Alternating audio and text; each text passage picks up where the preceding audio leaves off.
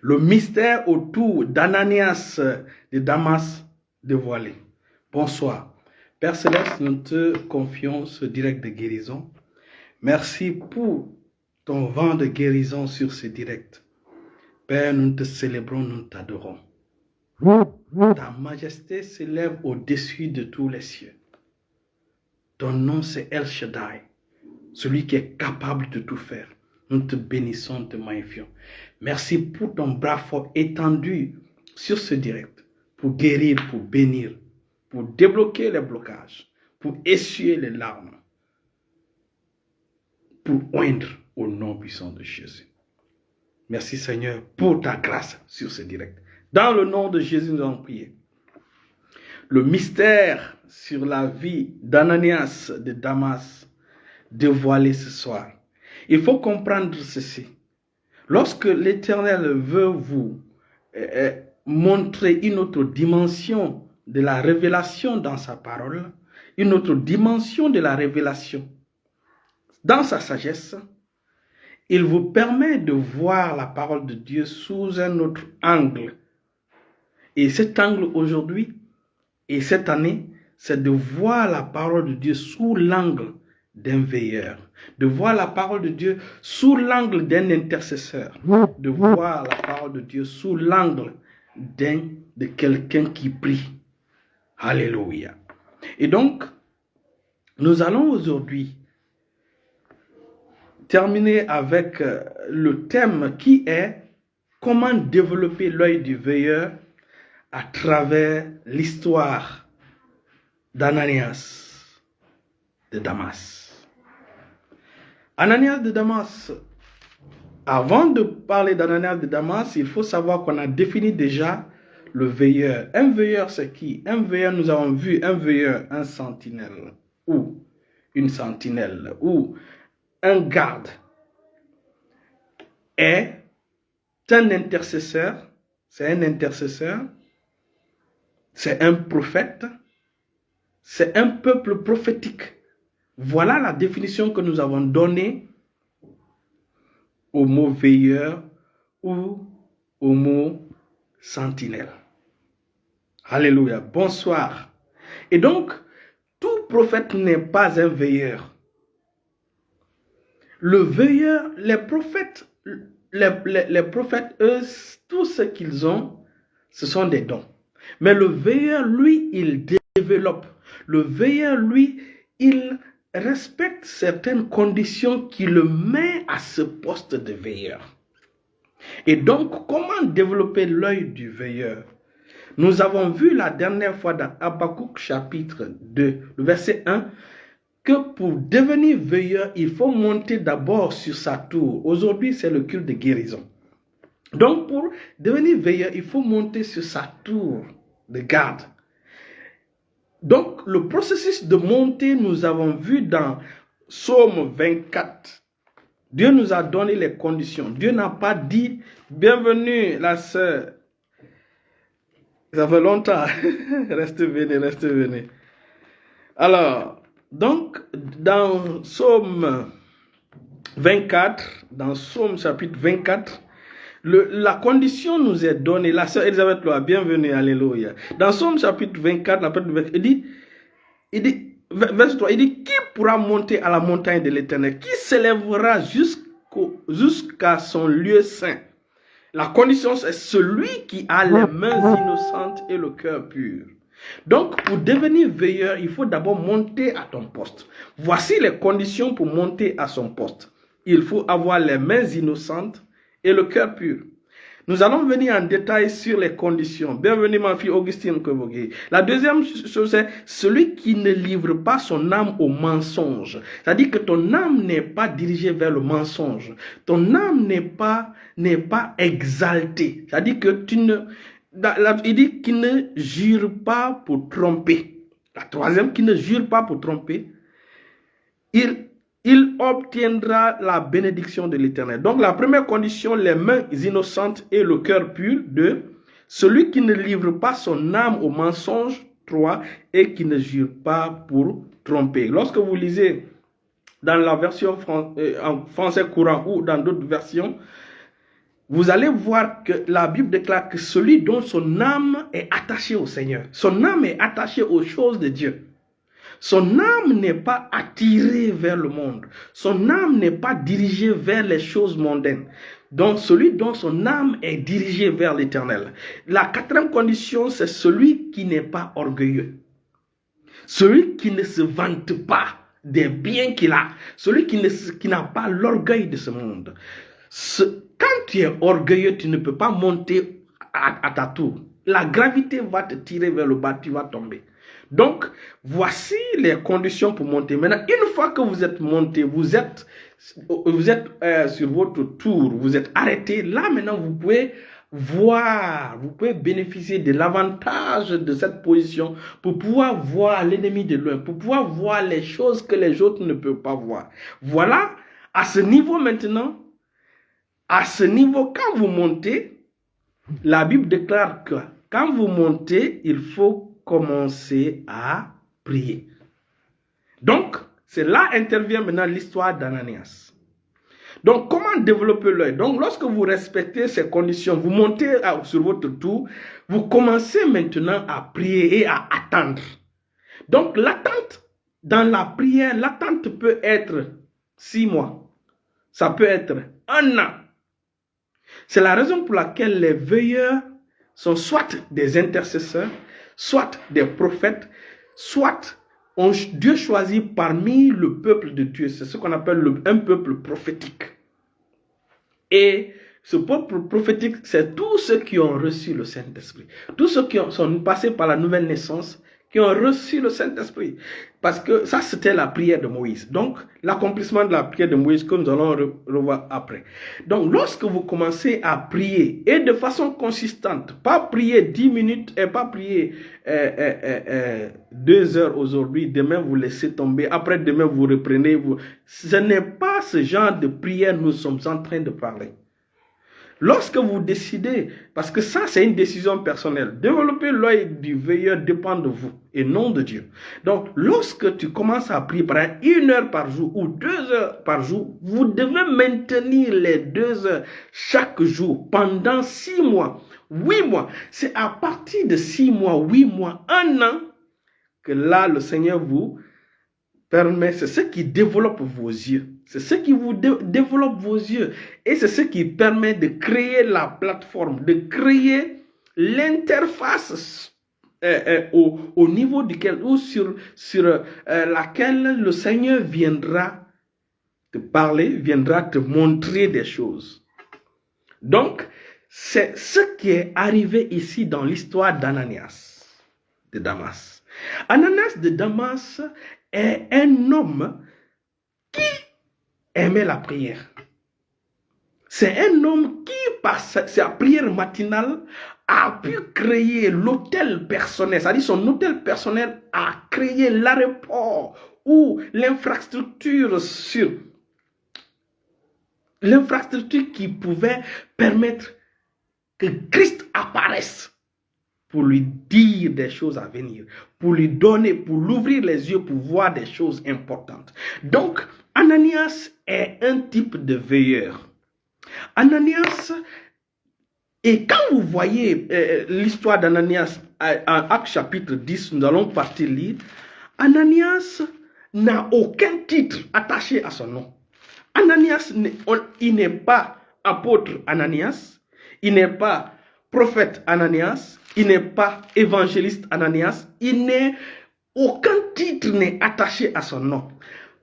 Malgré cela, il a pu créer cette interface spirituelle pour pouvoir entretenir, pour que Christ puisse apparaître pendant qu'il est en communion avec le Seigneur, pour que Christ puisse apparaître physiquement, pour pouvoir, ou en vision, pour pouvoir le parler, pour pouvoir lui donner des instructions.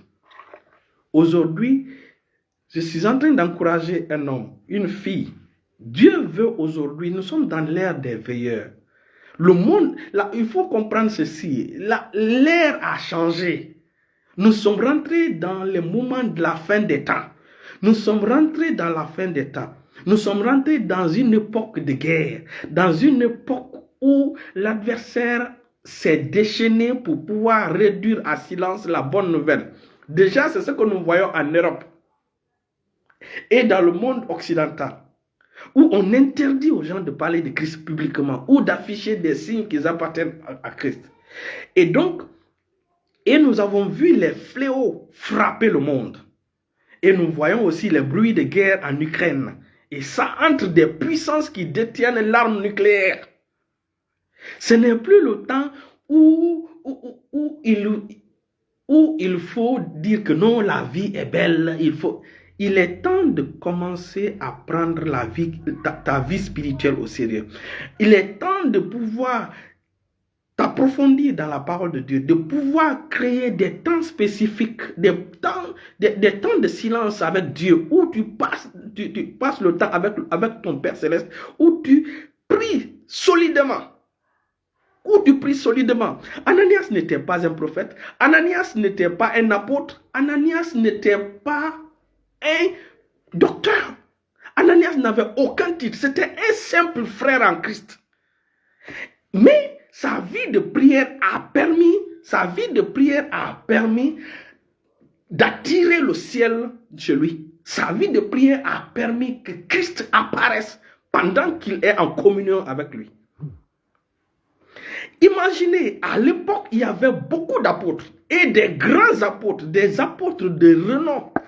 Mais Dieu n'a pas apparu à aucun apôtre pour lui dire, va voir Paul, va voir Saul, que je l'ai aveuglé. Il arrive que Dieu est obligé d'aveugler les gens pour qu'ils puissent pouvoir voir véritablement. Parce que les gens ont une vision erronée. Les enfants de Dieu ne veulent pas être raisonnables pour s'attacher véritablement à Dieu, pour œuvrer pour l'avantage du royaume de Dieu. Ananias a pu créer une plateforme spirituelle qui peut accueillir Christ lui-même, qui peut accueillir le Tout-Puissant chez lui. Aujourd'hui, dans des familles, nous voyons des gens qui ont créé une plateforme spirituelle négative qui attire les démons chez eux, qui attire Satan dans leur vie, qui attire Satan chez eux.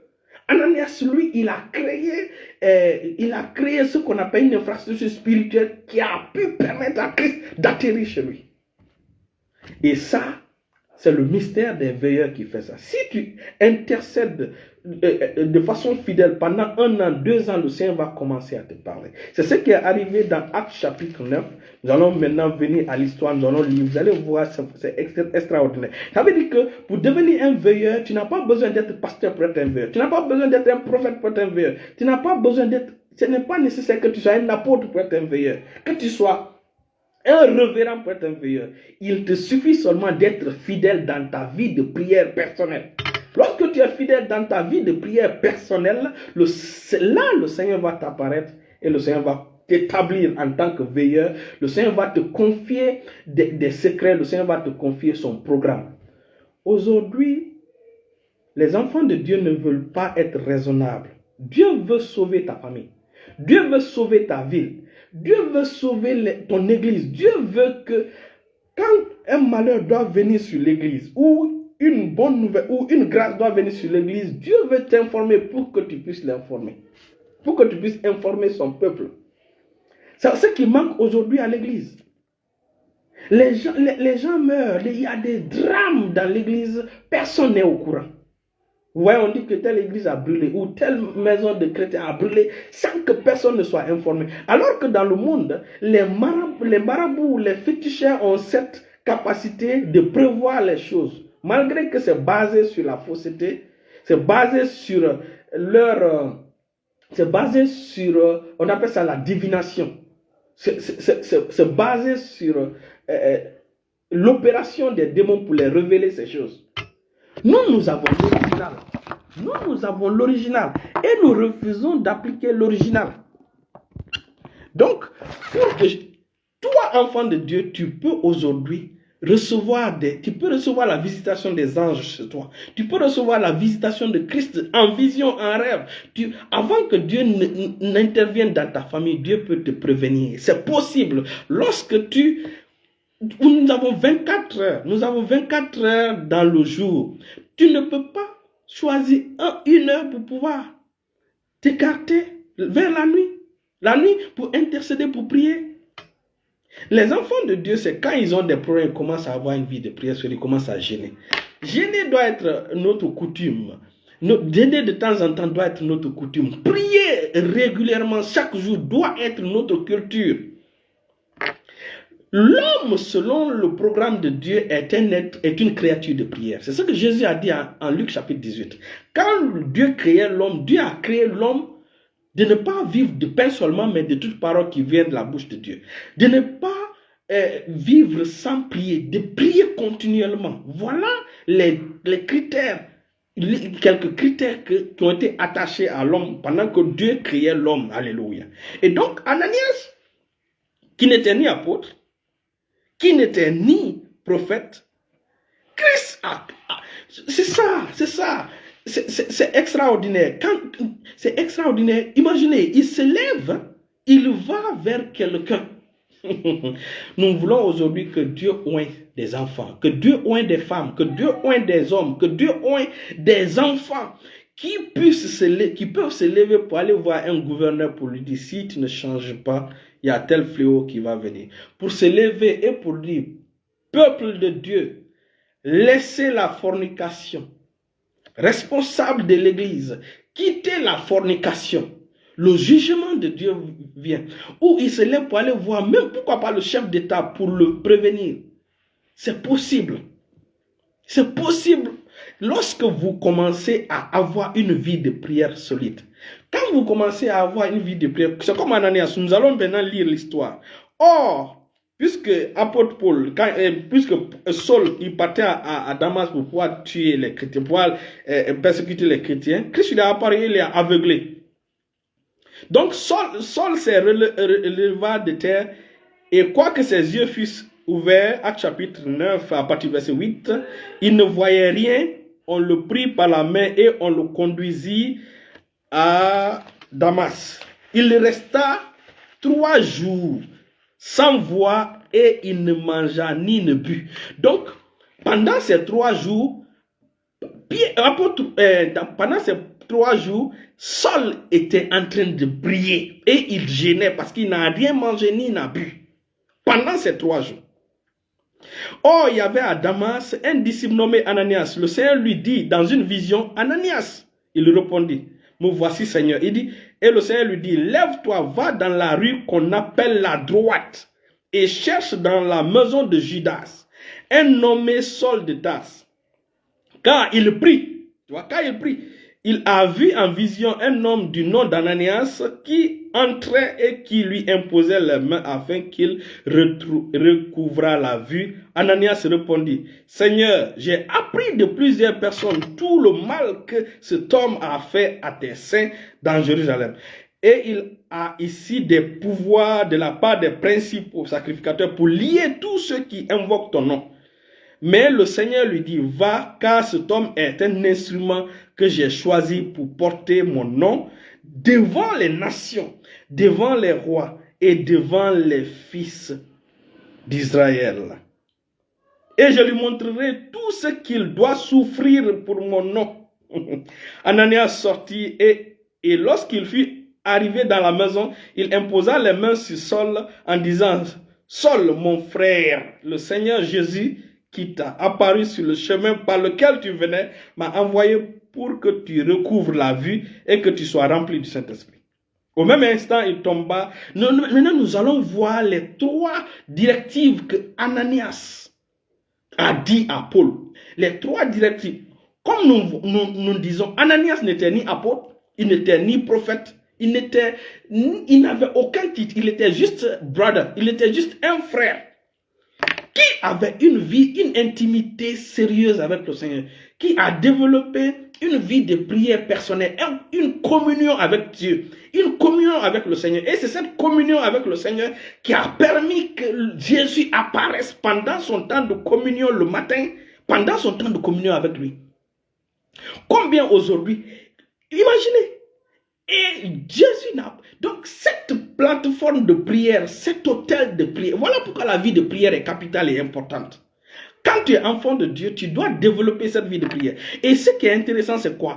Sa vie de prière a créé l'infrastructure spirituelle pour que Christ puisse apparaître et Christ lui donner, lui révéler l'apôtre de la nouvelle génération. Parce que l'ancienne génération, on va dire la génération des Juifs, on va dire la génération, c'est Paul, c'est Pierre. Mais puisque les Pierre, dans leur environnement, ils avaient quelques problèmes par rapport aux païens. Dieu était obligé de susciter un autre apôtre maintenant pour l'établir pour les nations.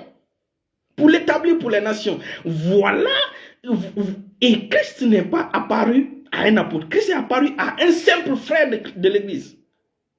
Ça veut dire que toi aussi, tu as la capacité de construire cette vie de prière, de bâtir cette vie de prière solide où Christ apparaîtra pour te révéler des choses à venir, où Christ apparaîtra pour te donner des instructions extraordinaires, pour te donner de l'espoir à un peuple, pour te donner la réponse aux prières des gens.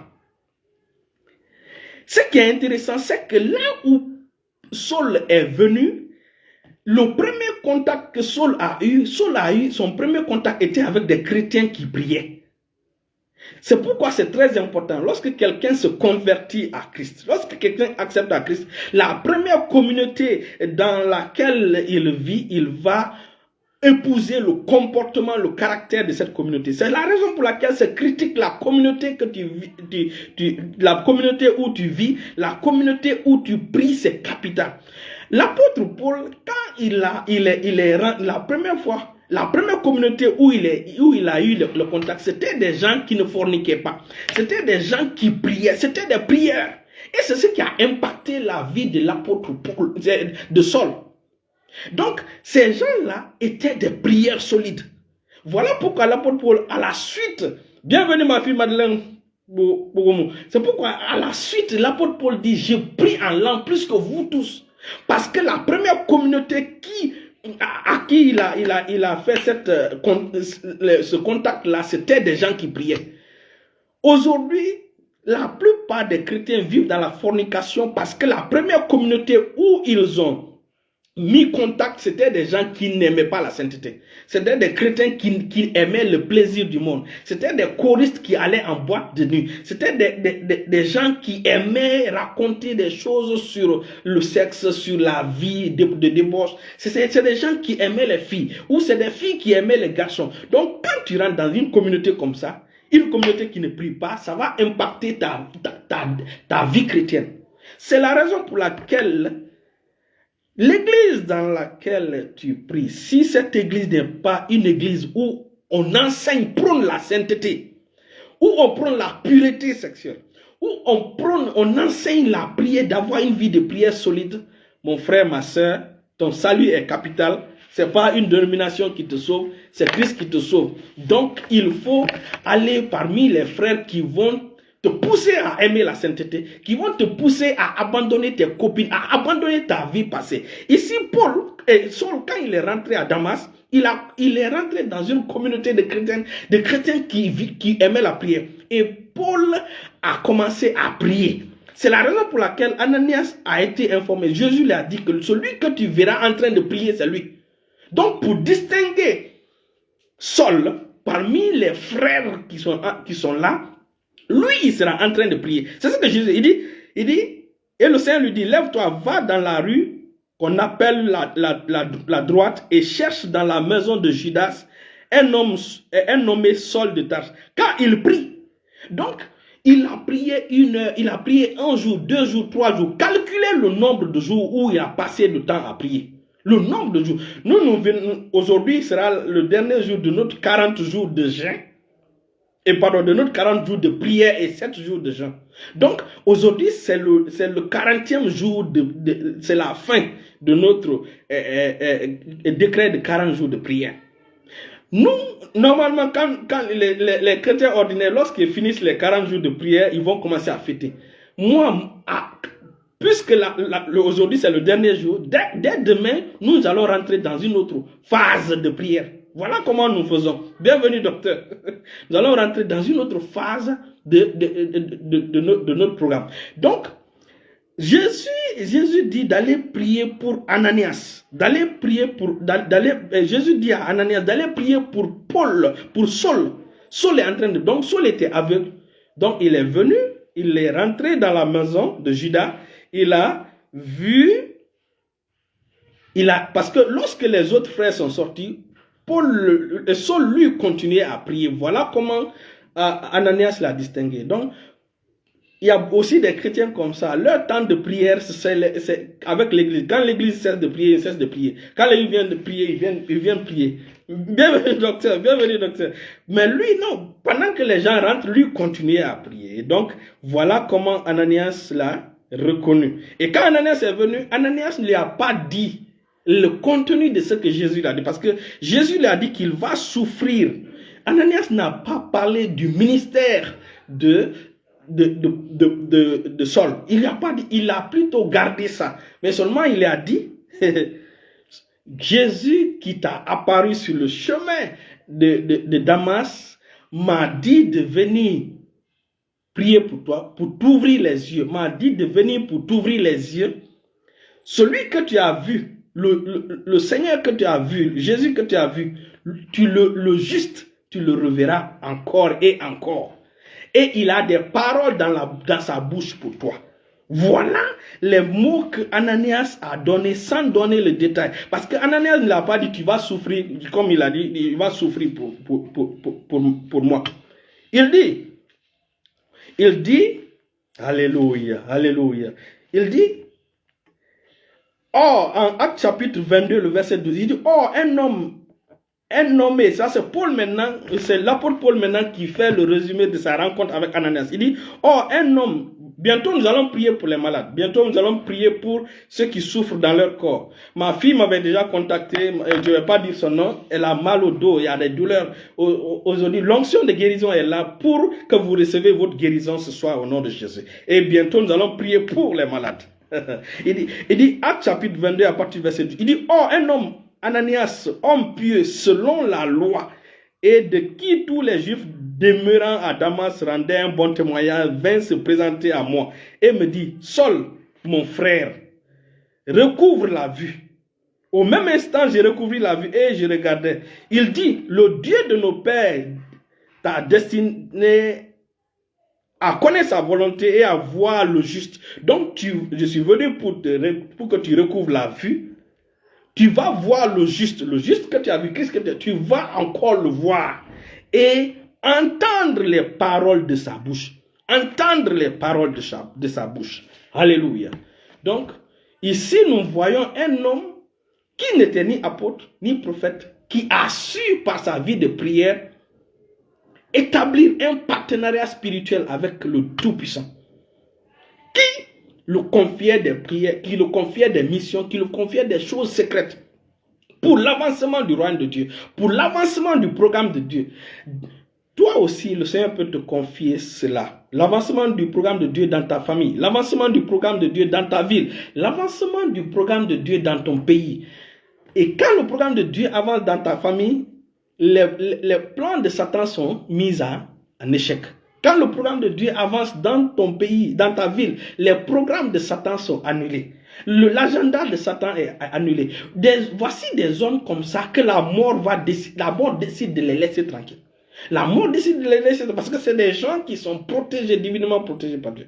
Un veilleur n'a pas peur. Un veilleur n'a pas peur de tout ce qui entoure autour. Un veilleur n'a pas peur.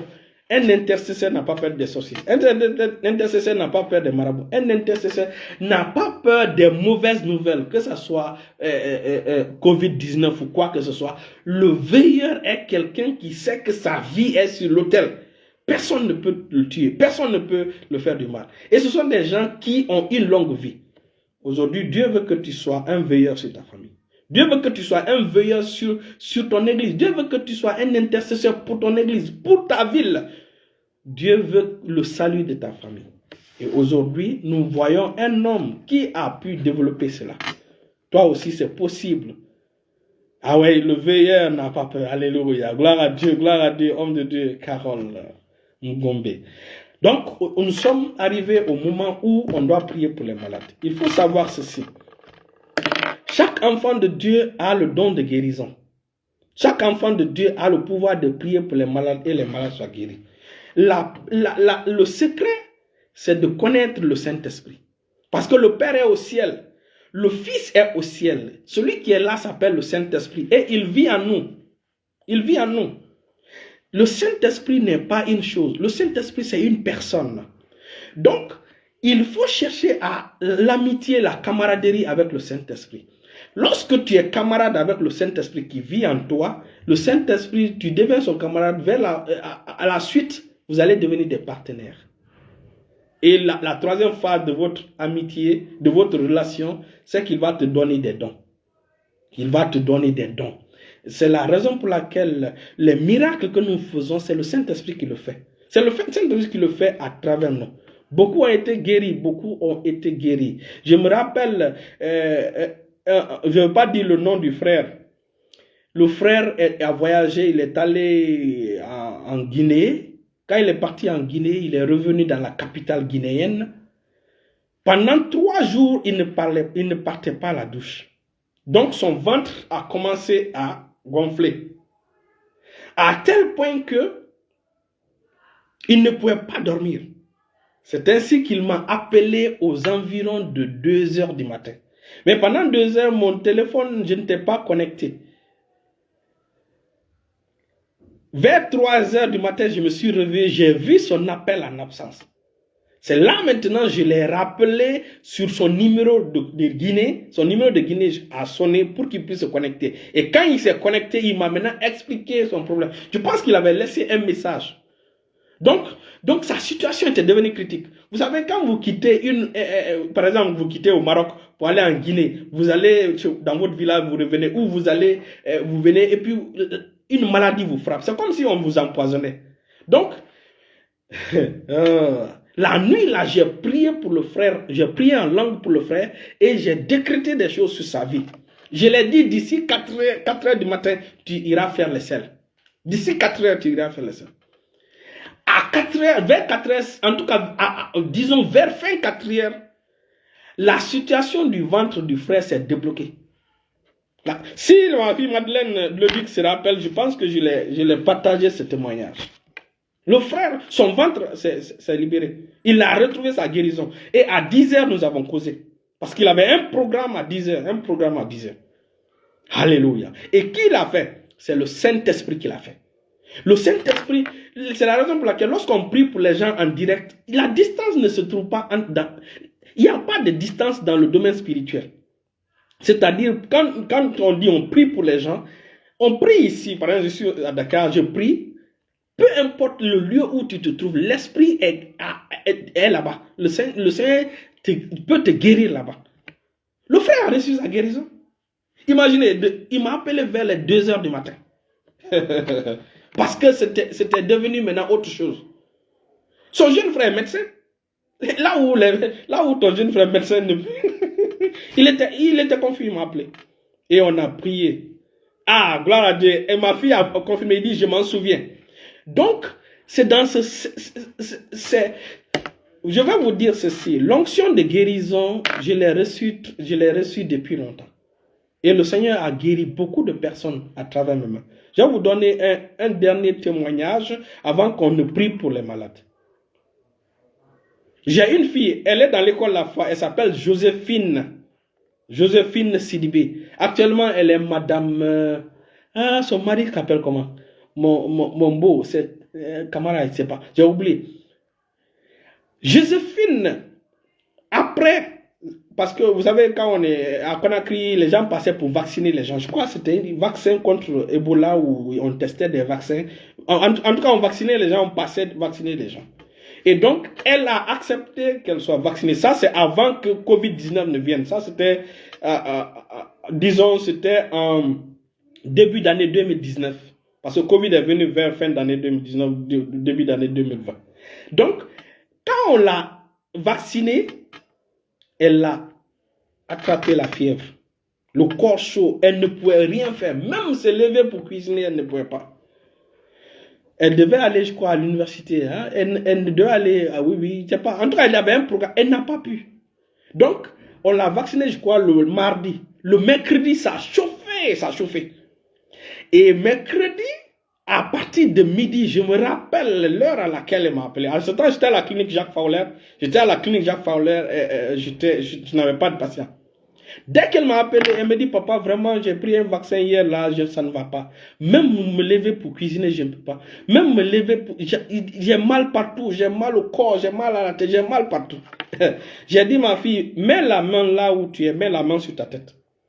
Ma fille a mis, Joséphine Sidibé, elle a mis sa main. J'ai dit, au nom, parce qu'il n'y a pas de distance dans le domaine, il n'y a pas de distance.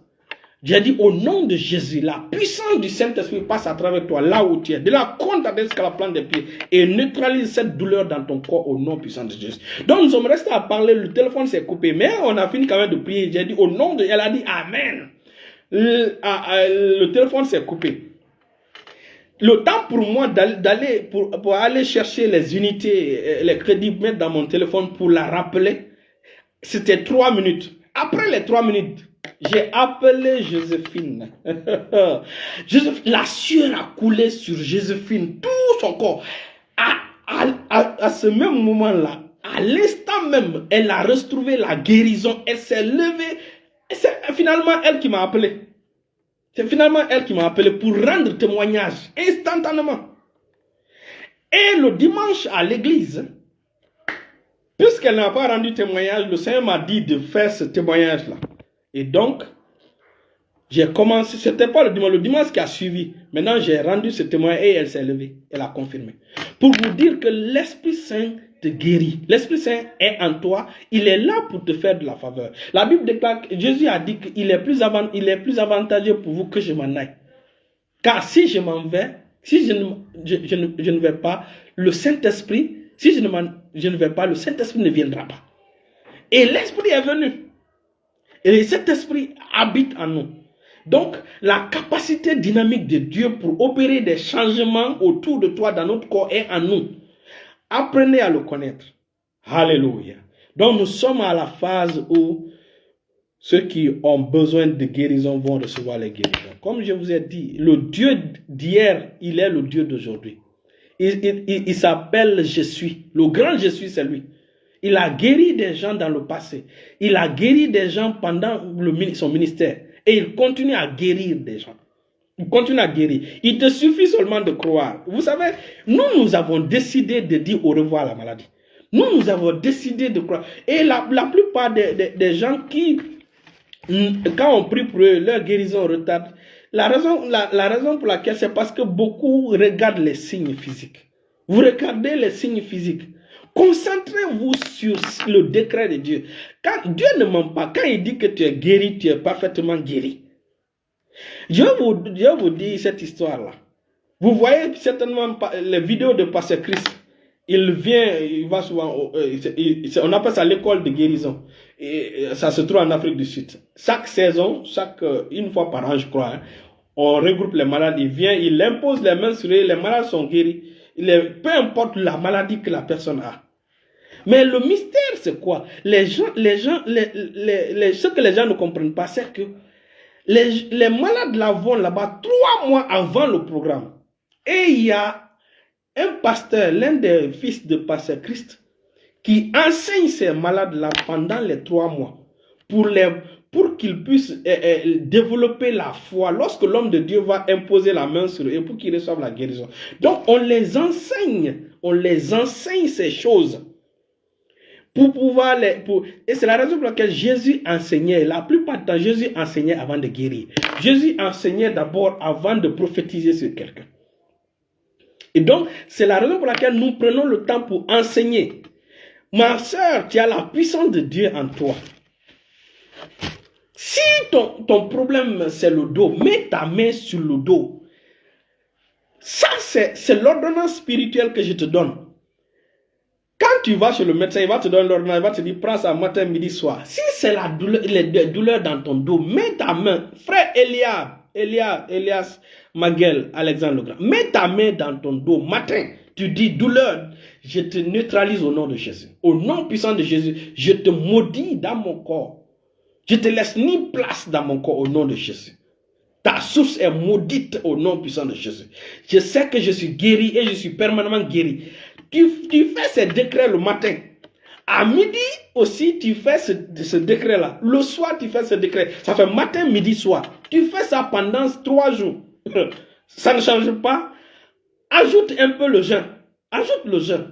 Tu fais ça pendant 7 jours. La douleur la va quitter. La douleur va quitter. Voilà, voici, nous au départ, on était attaqués, on tombait malade. Mais lorsqu'on a compris ces choses, moi, ce sont des choses que mon papa, on m'hospitalisait. La dernière fois que j'ai pris la perfusion, c'était quelle année même? Hein? On m'a mis des perfusions, ça fait mal. On m'a donné des injections. Mais lorsqu'en 2005, j'ai croisé Pasteur Triomphe, mon papa spirituel, il a commencé à m'enseigner, j'ai développé ma foi. Et depuis, son beau même est là, le frère Emmanuel Tonguino est là. Donc, depuis lors, nous marchons dans la santé divine. Personne ne me souhaitera propre rétablissement. Nous sommes en santé tout le temps. Nous sommes en santé tout le temps. Moi, je travaille tout le temps. Je ne me repose que dimanche. Je travaille du lundi au samedi. Même aujourd'hui, là, je viens du travail comme ça. Je viens du travail, je suis venu vers les 16h. Et voilà, vers les 16h, 16h30. Pour vous dire que lorsque vous acceptez ce que Christ a fait pour vous sur la croix, la grâce est débloquée et la grâce vient impacter votre vie. Moi, je n'accepterai jamais la maladie dans mon corps. Peu importe la douleur. Je vous ai toujours dit ça, et j'ai dit ça à mes enfants. Lorsque j'ai mal à la tête, il y a des douleurs dans ma tête, ou douleurs par-ci, par-là, je mets ma main là-bas. Je dis au nom de Jésus, douleur, je te maudis dès ta source. Je refuse d'accepter dans mon corps au nom de Jésus. N'accepte pas la douleur dans ton corps. Ne dis pas que cette douleur-là, c'est ma maladie. Ne dis pas ces choses. Donc, ce sont des choses qu'on enseigne aux malades qui vont en Afrique du Sud, qui attendent que Pasteur Christ vienne. On les enseigne ça pendant 3 mois. Et quand l'homme de Dieu vient, il impose la main, ils ont déjà bâti leur foi. Ils reçoivent la guérison. Voilà comment on reçoit sa guérison. Moi, j'étais très très maladif. Dès que je prenais le lait, ça me donnait la typhoïde. Ma propre femme, ma femme souffrait de rhumatisme articulaire aigu. Pasteur n'a pas prié, Pasteur Trump n'a pas prié pour elle. Elle a entendu le message que Christ, la mort de Christ sur la croix. Christ est mort pour nos maladies sur la croix. S'il est mort pour tes péchés, tu acceptes qu'il est mort pour ton péché. Il faut accepter aussi qu'il est mort pour tes maladies. Parce que c'est le même sacrifice que Dieu a donné pour payer le prix pour le péché, pour payer le prix pour la maladie, pour payer le prix pour la malédiction. C'est la raison pour laquelle un enfant de Dieu n'est pas maudit. Christ a porté la malédiction pour toi. Toute personne qui te dit que tu es maudit, la personne est en train de mentir. C'est le mensonge.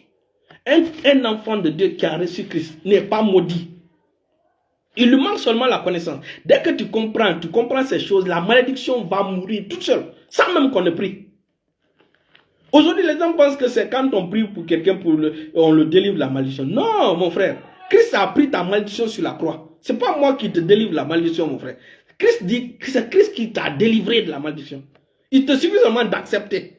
De la même manière, Christ t'a guéri, t'a pris ta malédiction sur la croix. C'est la même manière qu'il a pris la maladie. La maladie est un immigrant dans ton corps. C'est un immigrant. N'accepte pas. Il n'accepte pas. Quand quelqu'un veut rentrer chez toi, la personne, tu ne veux pas le recevoir, tu le fous le camp. Nous, on a décidé d'être comme ça avec la maladie. C'est pourquoi la maladie nous laisse tranquille. On a maudit la maladie. Quand la maladie vient, on lui dit, toi virus, toi tel, tu n'as pas de place dans mon corps au nom de Jésus. J'ai la vie de Dieu en moi. Et cette vie détruit la maladie autour de moi. Christ n'était pas malade. Ses disciples n'étaient pas malades. Au contraire, il y avait la puissance qui sortait dans les mains de Christ pour guérir. Alléluia.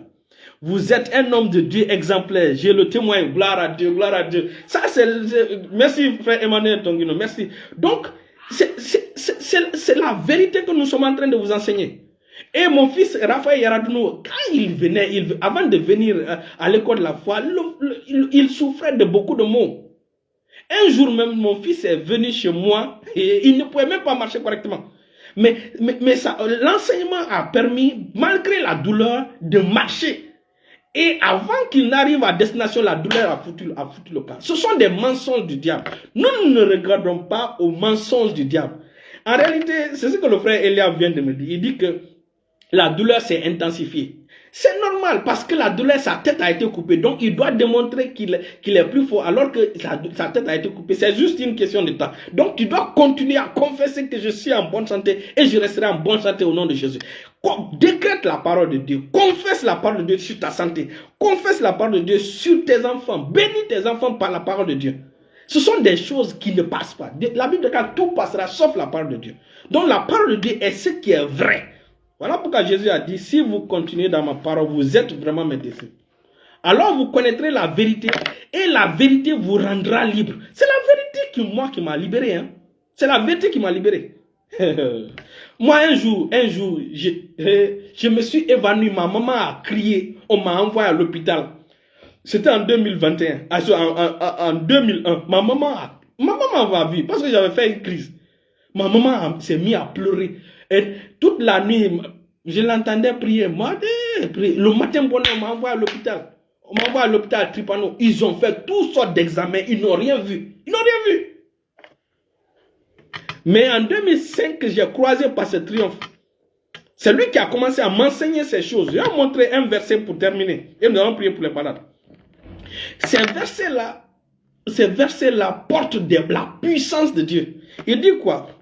Ésaïe chapitre 53 à partir du verset 4. Mais lisons à partir du verset. Il dit, méprisé et abandonné des hommes, hommes de douleur et habitués à la souffrance, semblable à celui dont on détourne le visage. Nous l'avons dédaigné, nous n'avons fait de lui aucun cas. Le verset dit, cependant, ce sont nos souffrances qu'il a portées. C'est-à-dire que Christ sur la croix, ce sont tes souffrances, les douleurs qu'il a portées. Christ a payé le prix pour tes douleurs. Aucune douleur n'a le droit de s'installer chez toi. Les douleurs sont des immigrants illégaux. Les douleurs n'ont pas de licence de s'installer dans ton corps. Tu dois déclarer, je décrète et je déclare sur la base de ce qui est écrit. Il dit, c'est de nos souffrances qu'il a porté. Christ sur la croix a pris toutes mes douleurs au nom puissant de Jésus. Douleur, maux de tête, mal de ventre, je refuse de reconnaître ton autorité sur mon corps au nom puissant de Jésus. Fais ça matin, midi, soir. Matin, midi, soir. La parole de Dieu finira par triompher dans ta vie et la santé de Dieu va s'installer. Ce sont des combats que vous devez faire avec la maladie. Ce sont des combats que vous devez faire avec ces mensonges de l'ennemi. Et ainsi tu vivras dans la santé que Dieu a disposée pour toi sur la croix. Voilà pourquoi nous marchons dans la santé depuis des années. Depuis des années. Depuis des années. Mon papa spirituel par ce triomphe, lui, est-ce qu'il y a c'est presque 30 ans maintenant. 30 ans, il n'est jamais allé, on ne l'a jamais hospitalisé. 30 ans. Donc, nous avons reçu Christ en nous. Christ en toi. Comment Christ peut être en toi? Le Tout-Puissant en toi, la maladie vient s'installer. C'est impossible. Je refuse que mon corps soit l'habitation de la maladie au nom de Jésus. Voici les décrets que vous devez faire. Quand tu continues à parler comme ça, la maladie va foutre le camp. Définitivement. Voilà le message que nous avions aujourd'hui, que le Saint-Esprit nous a donné. Donc, impose la main là où tu es et nous allons prier. Père Céleste, merci pour ta grâce. Merci pour ta parole qui est sortie avec puissance pour transformer, pour guérir tes enfants, pour installer la paix dans leur corps, pour dégager la douleur dans leur vie. Seigneur, tu es le prince de paix. Seigneur, je te prie afin que ta paix s'implante dans le corps de tes enfants ce soir au nom de Jésus. Et que cette paix anéantisse tout germe de douleur chronique dans leur corps au nom de Jésus. De maladie, peu importe son nom, dans leur corps au nom de Jésus. Père de grâce, Père de miséricorde, j'invoque ta miséricorde. Je te demande de faire grâce à tes enfants et de les guérir maintenant au nom puissant de Jésus. Fils de David, guéris tes enfants maintenant au nom puissant de Jésus. Guéris tes enfants au nom puissant de Jésus. Protège leurs bébés au nom puissant de Jésus. Au nom puissant de Jésus. Ralegos commande la hâte. Là où tu es, la puissance du Saint-Esprit passe à travers toi. Et neutralise toute trace de maladie dans ton corps au nom de Jésus. Et te guéris complètement et totalement au nom puissant de Jésus. La source de cette douleur est calcinée au nom de Jésus. La source de cette douleur est maudite au nom de Jésus. Reçois maintenant ta guérison au nom de Jésus. Je commande à cet esprit d'infirmité de te lâcher maintenant au nom de Jésus. Je commande à cet esprit impur de te lâcher maintenant au nom de Jésus. Au nom puissant de Jésus.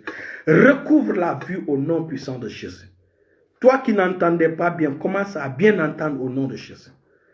Je commande à l'esprit de surdité, l'esprit d'aveuglement, l'esprit d'aveuglement de te lâcher maintenant au nom de Jésus. Au nom puissant de Jésus. Satan, plie bagage et quitte la vie de tous ceux qui sont en train de me suivre en direct, tous ceux qui ont des douleurs, qui sont en train de me suivre en direct, ou ceux qui me suivront en différé. Satan, prends tes bagages, dégage de leur vie au nom puissant de Jésus. Je relâche maintenant la puissance du Saint-Esprit dans ta vie pour installer la guérison dans ton corps au nom de Jésus, pour installer la santé divine dans ton corps au nom de Jésus.